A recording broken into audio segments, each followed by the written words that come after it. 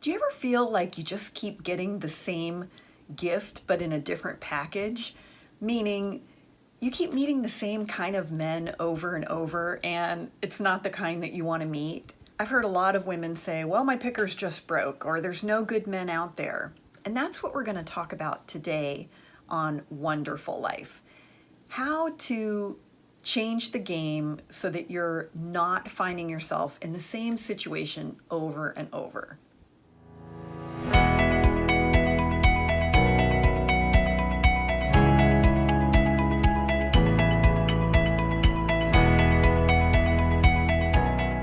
Hi, I'm Mary Dittman. I'm an award-winning business professor on the collegiate level and the creator of College on Fleek and One-Derful Life.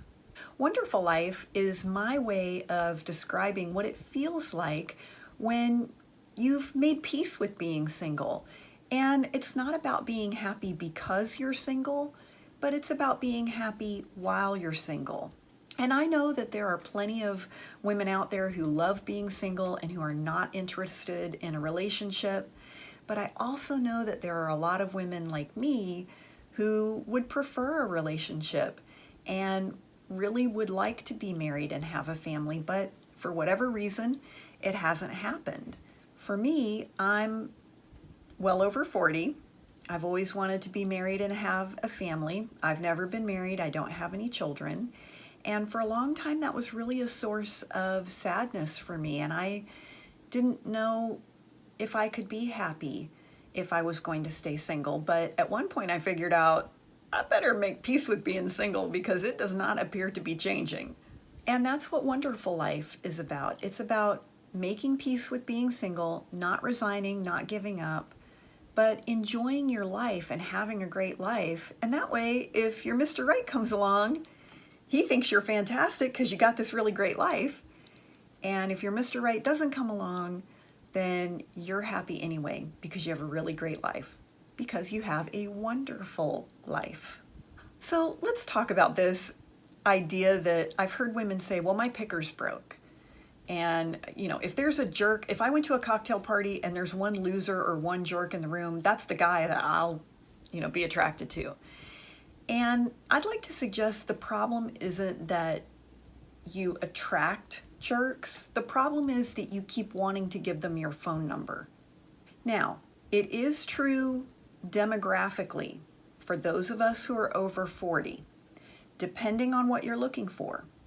If you are looking for a professional, white-collar male who is going to earn more than you do, and who's got his S2G, his shizzle together, the older you are, there are fewer of those men who are available. That's just a fact. It's not true that there are no good men out there, but there are fewer single professional males available. Again, it depends on what you're looking for.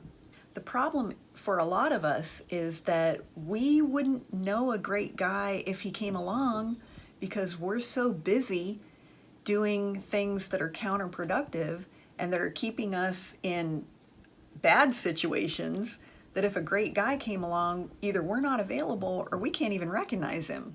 So I'm going to share with you today the 3 biggest mistakes that I've made in relationships. And I hope that these things will help you so that you're not making them. First of all, not being clear on deal breakers. For years, I've had the list. You know how it's recommended that you make a list of what you want in a man, and that's cool. But what I wasn't clear about was my deal breakers.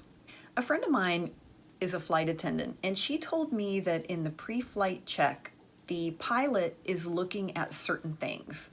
And there are certain items in a pre-flight check that are a no-go item. For example, low oil pressure in one engine, that's a no-go. Flat tire, no-go. No water in the lavatory, that's maybe a go. Put some hand sanitizer in there.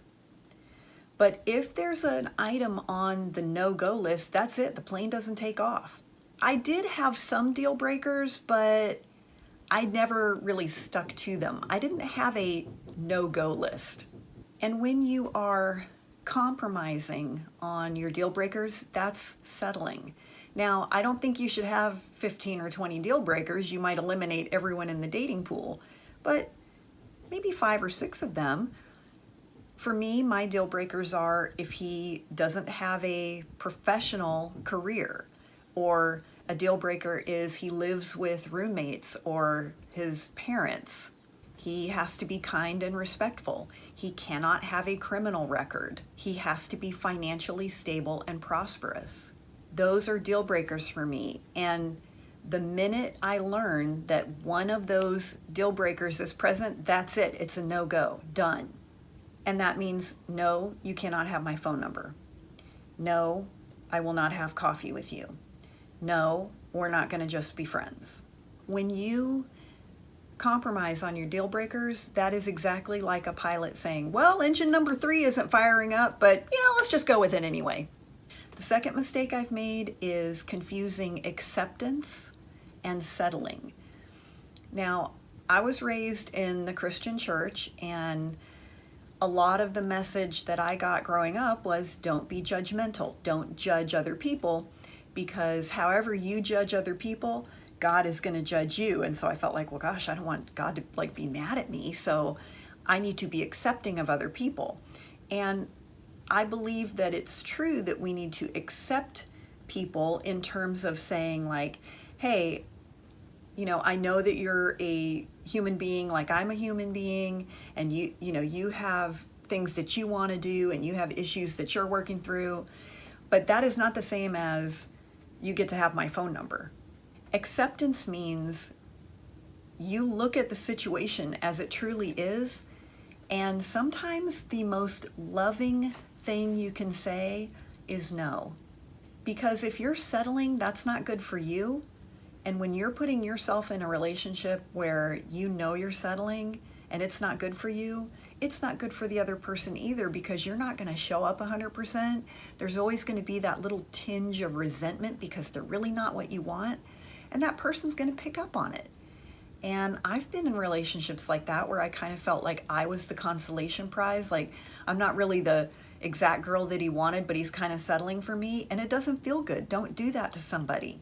And I've had people say about, like, let's say the criminal record thing. Well, but you should be forgiving and people make mistakes. Listen, I don't eliminate a guy who, 25, 30 years ago, he had a DUI in college. That's not what I'm talking about. I'm talking about you have a record for shoplifting or any type of felony, or actually really any crime, or even a DUI within the last 10 or 15 years. That is a deal breaker for me. It doesn't mean that I don't forgive you. I mean, hey, I'm sure that you're trying to make it right, but I'm not looking for that in my life. So you don't have to just accept people's flaws and see what I would say is, well, nobody's perfect and I'm not perfect. And so this guy, yeah, he has a deal breaker or two, but he's really nice and I shouldn't be so judgmental. And that was faulty thinking on my part, because it's not being judgmental. It's just saying, this isn't what I want. And it goes back to your deal breakers are your deal breakers. They're personal to you. One of the mistakes that I would make is I would let other people weigh in on my deal breakers. And you know what? Your deal breakers are yours. You have to be comfortable with them and you have to live with them.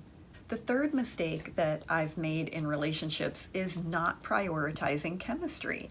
I've met men over the years, as I'm sure you have, that were good on paper, meaning I should like this guy. Like, he's decent looking, he has a good job, he's really nice, he's totally into me, like he's really excited about me. And by the way, a psychological truth is that we tend to like people who like us.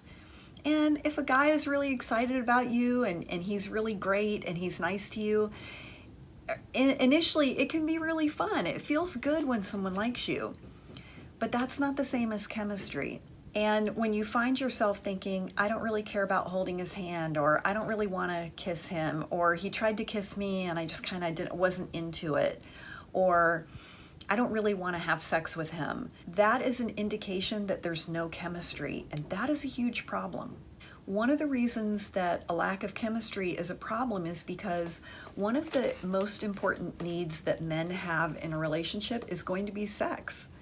And many times when they're in a committed relationship, if their partner doesn't want to have sex with them, to a man that feels like there's no connection and he is not loved.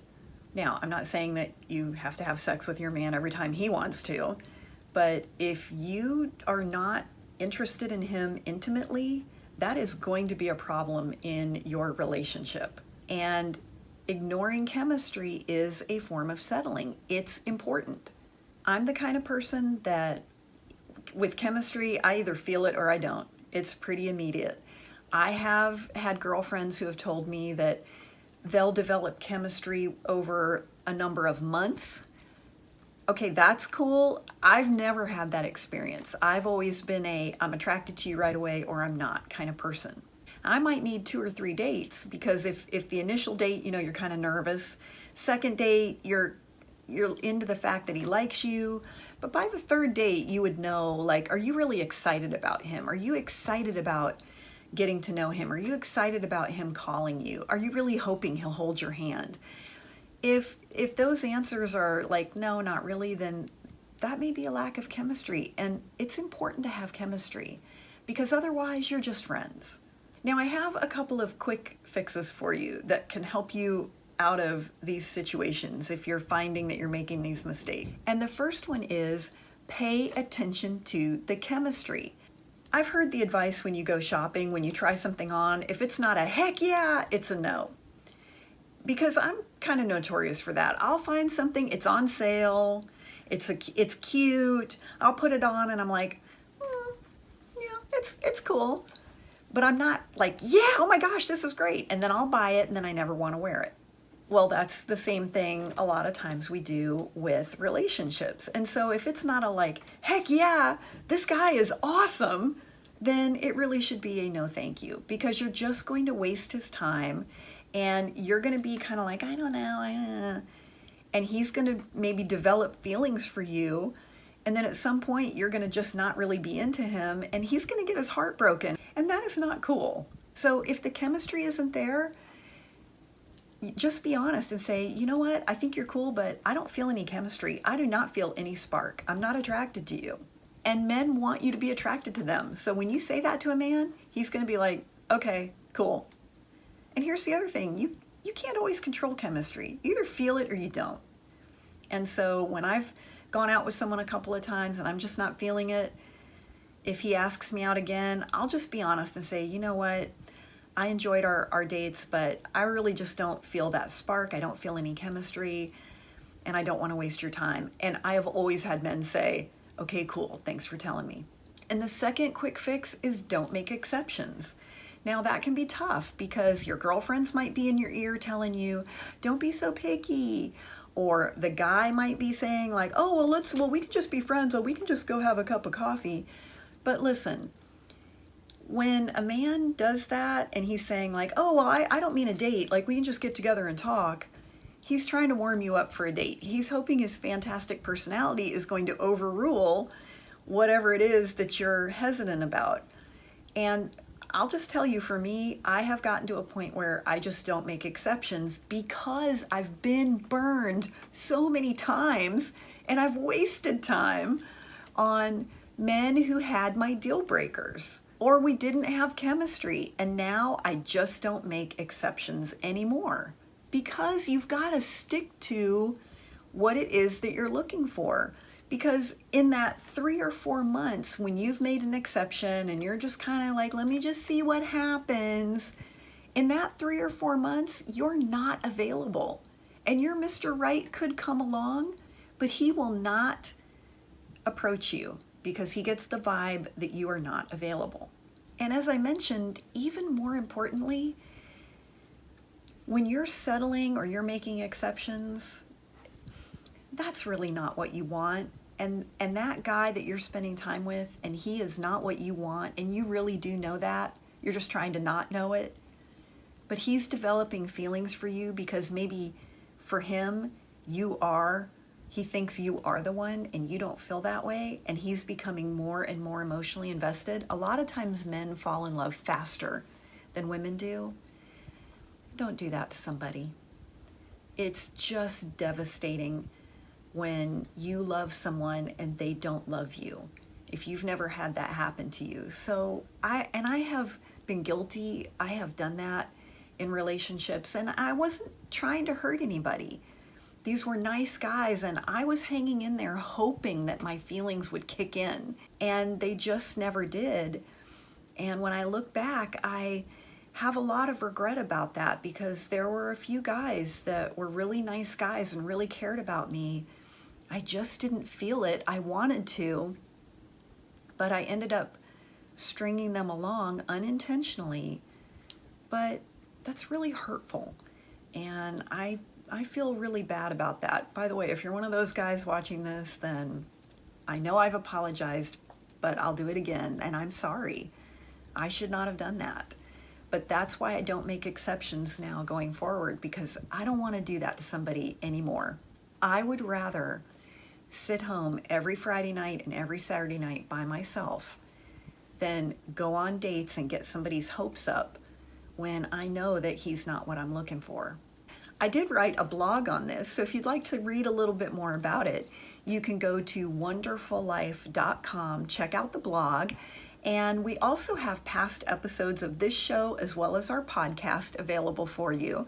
And I'd love to hear, what would you like to know more about? What are some things that maybe you're struggling with or you'd like to figure out in your journey of being single and on your way to creating your own wonderful life? Put that in the comments. And you can always connect with us here at one-derfullife.com. And join us next week when we're going to talk about 3 ways to get a man to respect you. That's next week here on One-Derful Life.